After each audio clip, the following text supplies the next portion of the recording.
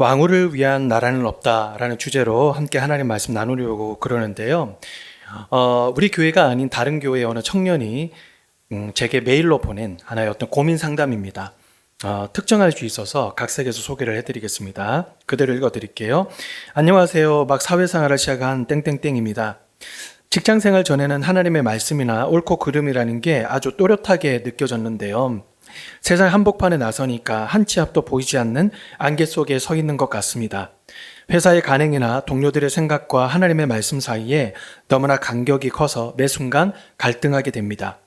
특히 회식이나 접대 자리에서 술을 즐기지 않거나 어울리지 않으면 뭔가 깊은 소외감이 듭니다. 동료들은 너만 꼿꼿하게 굴지 말고 세상에 살려고 하면 어느 정도는 타협할 줄도 물들 줄도 알아야지 하고 말합니다. 그 사이에서 어떻게 균형과 지혜를 발휘해야 할지 고민의 연속입니다. 과연 이렇게 세상 한가운데서 믿음으로 살아간다는 것은 가능한 것일까요? 만약 세상과 어느 정도 타협해야만 사회에서 낙오하지 않을 수 있다면 그러면 하나님의 말씀과 세상 사이에서 어떻게 균형을 잡아야 할지 너무 막막해서 믿음의 선배로서 한 말씀 부탁드립니다. 감사합니다. 여러분들이라면 이 청년의 메일에 뭐라고 대답을 하시겠습니까? 제 대답은요, 조금 단순할 수 있지만 저는 그렇게 말했습니다. 두 마리 토끼를 다 잡을 수 없다고요. 우리가 균형을 잡는다라는 얘기를 하지만 실은 균형을 잡는다는 것은 허울 뻔인 하나의 어떤 신화일 수 있습니다. 왜냐하면 이 세상은 기울어져 있기 때문에 이 균형을 잡는다 이런 말만큼 이상한 말이 없기 때문입니다. 우리가 아무리 세상에서 사람들과 잘 지내고 균형을 잘 잡고 산다고 하더라도 결국에는 선택을 할 때가 옵니다. 그럼 결국 우리가 사람들을 선택을 할 것이냐, 하나님을 설득할 것이냐, 이 양단의 결정 가운데 서게 된다는 것이죠. 왜냐? 찰스 스펄전이라고 하는 분이 믿음에는 중립이 없다라고 얘기를 했기 때문입니다. 우리가 이 세상의 흐름에 따라서 떠내려가거나 아니면 생명 있는 생명체가 그 세상의 흐름을 거슬러 올라가거나 이 둘 중에 하나를 선택을 해야 될 때가 온다는 것이죠. 영화배우 신현준 씨라는 분이 계시는데요. 이분이 크리스찬이잖아요. 근데 이분이 최근에 간증을 했는데 제가 들었어요. 근데 좀 인상 깊더라고요. 이분이 크리스찬인데 어느 술자리를 갈 때마다 이 선배가 술을 이렇게 따라준다고 합니다. 그래서 야 마셔. 그러면 선배님 저는 술을 마시지 않겠습니다. 사이다를 마시겠습니다. 저는 크리스찬입니다. 그래서 마실 수 없습니다. 그러면요 그 상대방의 선배가 야 마셔. 나 장로야. 마셔 하면서 이렇게 두루루 이렇게 따라준다는 거예요. 그러면서 하는 소리가 야 너 알잖아. 너 알잖아. 하나님이 이렇게 준비하신 자리 좀 취해야 되잖아. 그리고 취하지만 않으면 되잖아. 술 취하지 마라 성경이 나오지 않냐? 그러니까 술 취하지만 말고 자 마셔 이러면서 이제 술자리에 주도를 한다라고 하는 것이죠. 여러분 이분이 처음부터 그랬을까? 저는 그렇게 생각하지 않습니다. 처음에는요 경계했겠죠. 그런데 가면 갈수록 점점 자기도 모르게 이 동화되어 간 것 아닐까 이런 생각을 하게 되는 것이죠. 빌립보서 2장 12절 말씀에 보면 두렵고 떨림으로 너희 구원을 이루라 말씀하십니다. 메시지 성경은요 이 똑같은 구절을 어떻게 번역을 하느냐면 한층 더 애쓰십시오. 구원받은 자의 삶을 힘차게 살고 하나님 앞에서 경건하고 민감하게 반응하십시오. 하나님 앞에서 경건하게 살 때 모든 일에 그냥 둔하게 타협하며 살아가는 것이 아니라 민감하게 반응하십시오. 이것이 바로 너희 구원을 두렵고 떨림으로 이루라 라는 말씀과 동일어라는 것입니다. 그래서 여러분요 여기에 핵심 나가는 뭐냐면 하나님 앞에서라고 하는 단어입니다. 세상 속에서 살아갈 수밖에 없죠. 그러나 우리들은 사람 앞에 살아가고 사람을 상대하고 또 사람의 말에 왔다 갔다 하는 것이 아니라 그 이상에 계시는 그 하나님의 앞에 하나님 말씀 앞에 하나님의 임재 앞에 살아라 이런 말씀을 하는 것이죠. 그래서 여러분 성경에서 형통이라고 하는 단어를 이 원어로 보면 하나님 앞에서 행한다라고 하는 그런 뜻이 되지 않겠습니까?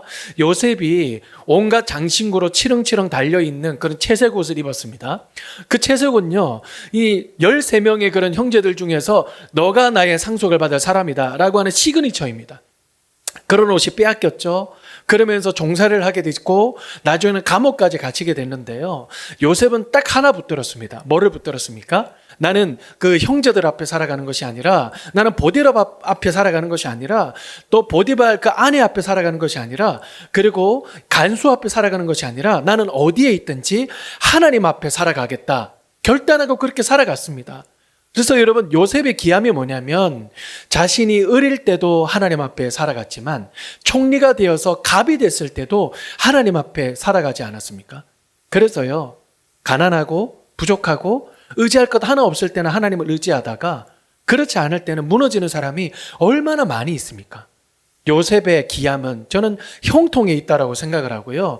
어디에 있든지 누구 앞에 서든지 하나님 앞에 서는 그런 모습, 그 자세가 저는 요셉의 이 기중함이다 이렇게 생각을 합니다. 하나님 앞에서 살아간다. 이것을요, 오늘 우리 에스더서는 조금 더 깊이 있게 알려주고 있습니다. 오늘 에스더서의 본문은요, 그 배경이 왕궁이지 않았습니까? 그 왕궁에는 세 가지가 없었습니다. 하나님의 이름이 나오지 않았고요. 그리고 하나님의 기적이 없었습니다. 그리고 하나님의 말씀도 없었습니다.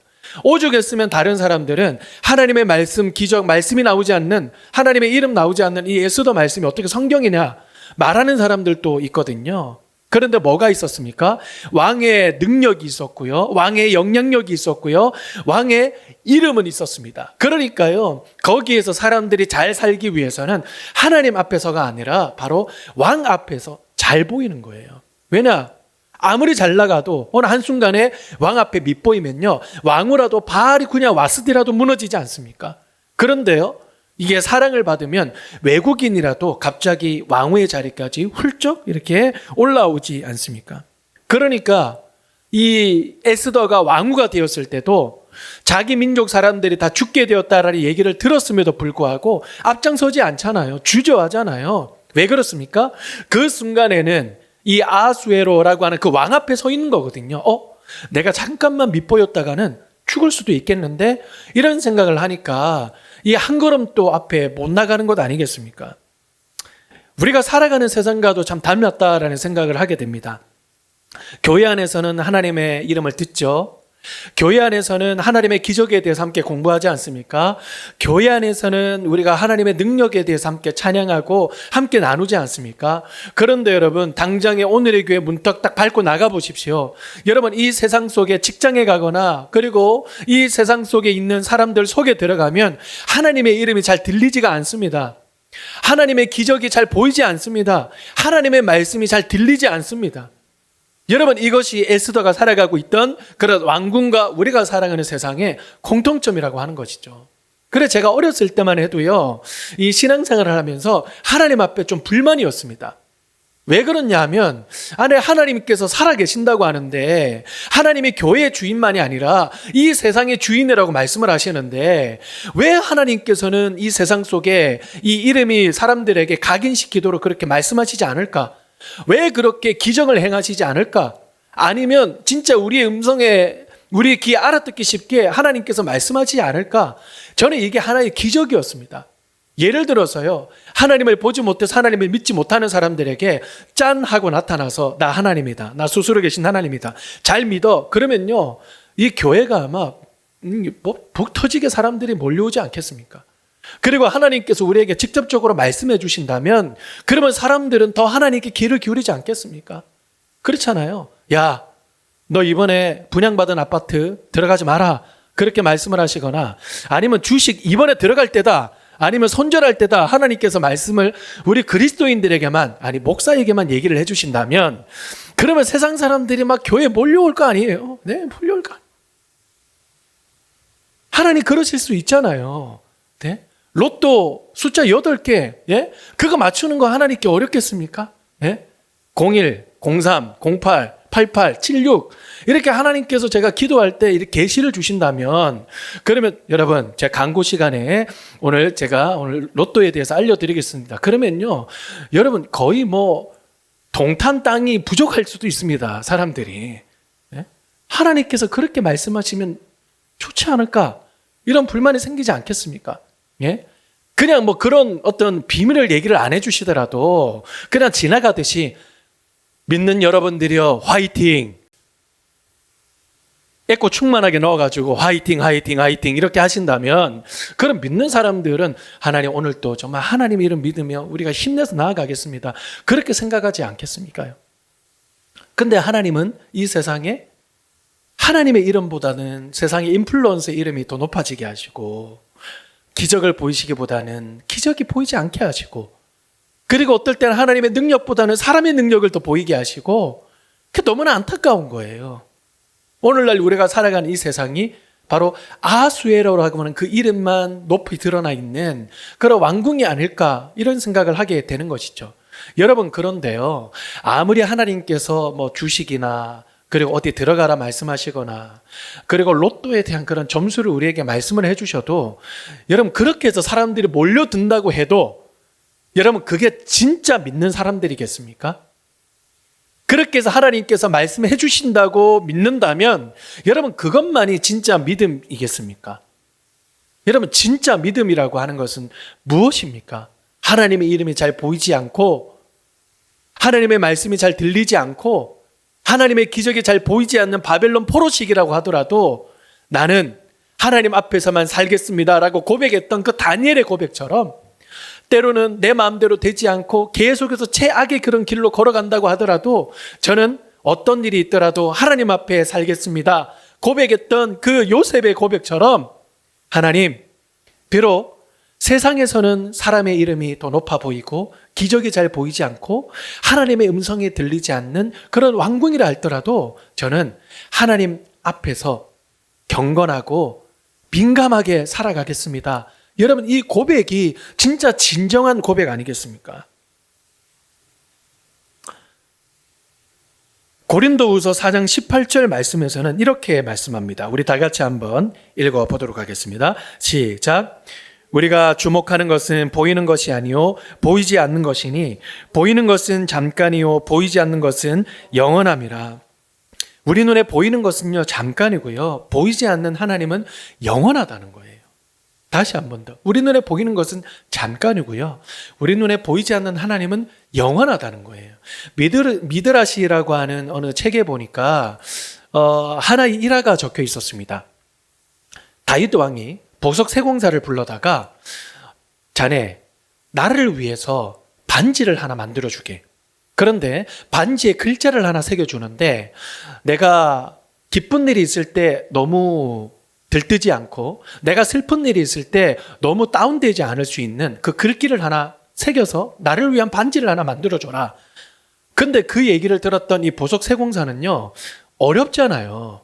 그냥 내가 슬플 때 위로의 한마디, 아니면 내가 기쁠 때 들뜨지 않는 그런 한마디였다면 뭐 얼마든지 열심히 노력해서 쓸 수 있겠지만, 그 두 가지 모든 양극단의 모든 상황에서도 자기가 하나님을 바라볼 수 있도록 만들게 하는 그런 문구로 만들어 달라고 하니 이게 얼마나 어렵겠습니까? 그래, 그때 당시에 아주 지혜롭기로 소문났던 그 솔로몬을 찾아갔다고 합니다. 그러니까 들떴을 때 너무 들뜨지 않고, 그리고 너무나 슬픈 일이 있을 때 다운되지 않을 만한 그런 문구를 하나 좀 알려주십시오, 이렇게 얘기를 하니까 그 솔로몬 왕이 그렇게 얘기를 했다 그러잖아요. 뭐라고 얘기를 했느냐면, 그 반지에다가 이건 역시 지나가리라 라고 쓰십시오. 그러면 기쁜 일이 있을 때 이건 역시 지나가리라, 이 문구를 보면 들뜨지 않을 수 있고, 슬픈 일이 있어서 세상이 끝날 것 같은 그런 고통이 있을 때도 이건 역시 지나가리라, 이런 문구를 보면 이겨낼 수 있을 겁니다. 그대로 적중했습니다. 여러분, 우리 눈에 보이는 것이요 영원할 것 같죠. 우리를 괴롭히는 일들이, 우리를 힘들게 만드는 일들이 영원히 지속될 것 같죠. 아니요, 이건 역시 지나가요. 그리고 여러분, 이 세상 모든 사람들이 이름이 드높고 인기 있는 사람들, 그리고 부와 명예, 이런 것들이 영원히 갈 것 같죠. 아니요, 금방 지나갑니다. 지나온 세월들이 여러분 이것이 증거 아니겠습니까? 아무리 이 세상에서 그 사람의 능력이 있고 그 사람의 영향력이 있고 나의 생사 여탈권을 붙들고 나를 이렇게 흔들 수도 있을 것 같지만 잠깐이에요. 근데 영원한 것은 바로 하나님의 말씀입니다. 영원한 것은 하나님의 말씀입니다. 우리가 이 왕궁 속에서 살아갈 때 승리할 수 있는 힘과 비결은 뭐냐면 바로 예수 그리스도를 바라보는 것입니다. 예수 그리스도를 바라보는 거예요. 예수님은요, 만왕의 왕이셨습니다. 왕궁에 사셨습니다. 근데 우리를 살리시기 위해서 그 왕궁을 버리고 이 땅에 내려오셨습니다. 왕궁의 왕이신 그 예수님께서 우리를 위하여 대신해서 죽으셨습니다. 여러분, 우리가 이 사실을 믿는다면 C.T. 스터드라고 하는 그런 분이 얘기를 했던 것처럼 예수님이 나를 위해서 죽으시고 나를 위해서 희생한 것이 진짜 사실이라면 우리가 예수님께 드리는 그 어떤 것도 결코 부족하지 않다. 우리를 위해서 죽으시고 부활하시고 함께 하신 그 예수님을 바라보면요, 이 세상 가운데 사람을 바라보지 말고 하나님 앞에 서게 되는 힘을 얻게 된다는 것이죠. 말씀의 결론을 맺으려고 합니다. 우리가 이 세상 속에 살아가는 힘은요, 바로 나를 위하여 자기 자신을 버리신 하나님의 아들을 믿는 믿음 안에서 살아가는 것입니다. 여러분, 이것이 우리의 믿음입니다. 초두에 말했던 그 신현준 배우의 간증은 이렇게 마무리됩니다. 그 사람이 야 마셔 라고 할 때마다 거부합니다. 근데 자기는 이렇게 기도한대요. 하나님, 저 입에 절대로 술을 대지 않겠습니다.